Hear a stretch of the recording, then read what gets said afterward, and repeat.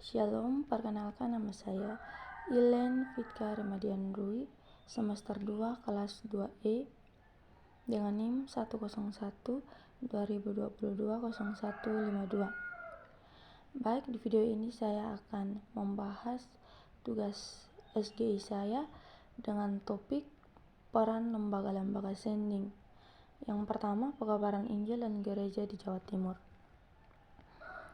Langsung saja kita akan membahas pada masa ini kita akan membahas keadaan umum gereja di Jawa Timur. Pada masa ini keadaan umum di Jawa Timur tidak menunjukkan perbedaan besar dengan yang berlaku di Jawa Tengah. Di Jawa Timur pun tradisi kejawian bertahan di samping pengaruh Islam dan yang kuat. Di sisi pun gerakan nasional lebih kuat daripada dimanapun di Jawa, kecuali di Tampuli Utara. Berbeda dengan Jawa Tengah, di Jawa Timur tahun 1870-an berbeda dengan Jawa Tengah. Di Jawa Timur pada tahun 1870-an proses penampungan kekristenan Jawa oleh lembaga-lembaga sending Eropa sudah selesai. Pada masa 1870 sampai 1910 berlangsung perkembangan yang berangsur-angsur menurut garis-garis yang telah ditetapkan oleh Sendeling. Garis-garis itu adalah yang pertama, Sendeling tetap lebih banyak memperhatikan desa daripada kota. Para Sendeling mendirikan desa-desa Kristen yang baru dengan jalan membuka tanah. Salah satu contoh ialah keputusan Sending di Resort Malang untuk menetap di Swaro, 5 jam jalan kaki dari Malang. Barulah pada tahun 1923 seorang Sendeling menetap di kota Malang. Surabaya ditinggalkan Jelasma pada tahun 1851. Baru pada tahun 1930 seorang utusan sending kembali bekerja di situ. Kita masuk pada bagian yang ketiga, pengaruh dan kehidupan jemaat di Jawa Timur. Bagi Sendeling, kebangkitan orang Kristen Jawa Timur meskipun untuk sementara hanya menyangkut mereka yang berbeda di kota-kota merupakan tantangan.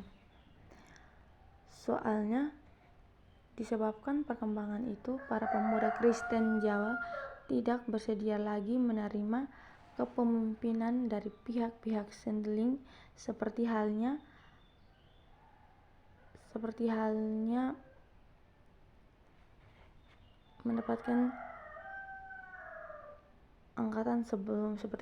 angkatan sebelumnya, terutama pada masa 1910 sampai 1920.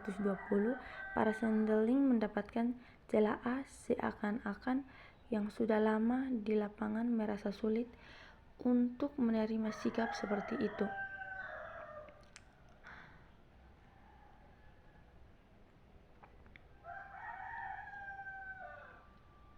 Tetapi pada tahun 1918 dilakukan upaya untuk mengatasi kesulitan itu. Atas usul itu, para pengantar jemaat diadakan rapat. Utusan segala jemaat Mowojorno. Di sana kedua belah pihak secara terus-menerus mengungkapkan keberatan dan keluhan yang terdapat dalam batin.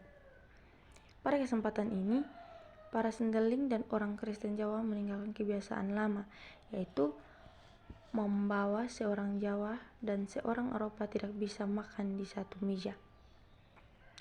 Kebiasaan itu telah menyebabkan pergaulan antara kedua belah pihak selama itu agak bersifat kaku. Dalam tahun-tahun berikut, eksperimen pergaulan gaya baru itu diteruskan dalam bentuk perkemahan di pegunungan. Dalam rapat tersebut diadakan pembicaraan tentang 4 pokok. Diadakan sinode, tidak adanya pendidikan teologi, kurang adanya sekolah-sekolah berbahasa Belanda, kurang jelas pengelolaan keuangan sekolah-sekolah rakyat sending. Kita masuk dalam bagian yang terakhir, pengaruh timbal balik antara para sending dan orang Kristen Jawa atau jemaat Kristen Jawa.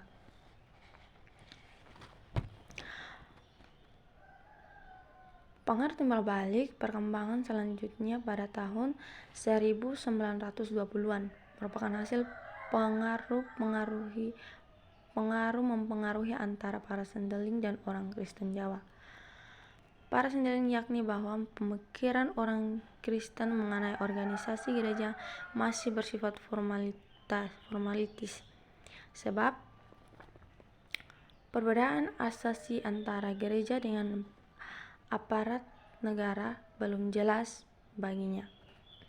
Maka mereka menunda-nunda pemanggilan sinode. Sebaliknya,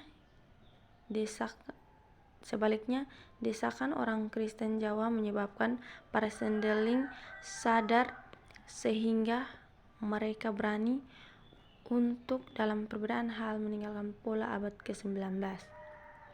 Pada tahun 1923 tahun kemudian hampir semua pengantar jemaat lainnya menerima wewenang melayakkan sakramen.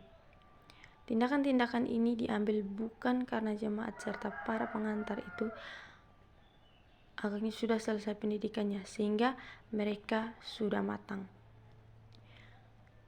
Sebaliknya, kebijakan itu merupakan hasil pola pemikiran baru yang tidak lagi mengutamakan secara sempurna tetapi yang mengakui jemaat sebagai milik Kristus. Pola yang baru itu menghasilkan pula sekolah teologi atau yang disebut Balai Widyata yang didirikan pada tahun 1925 dan 2 tahun kemudian pindah ke Malang. Salah seorang dosennya ialah Dr. Andus B.M. Schurman, seorang sahabat akrab Dogmatika yang menggunakan pola pemikiran Jawa.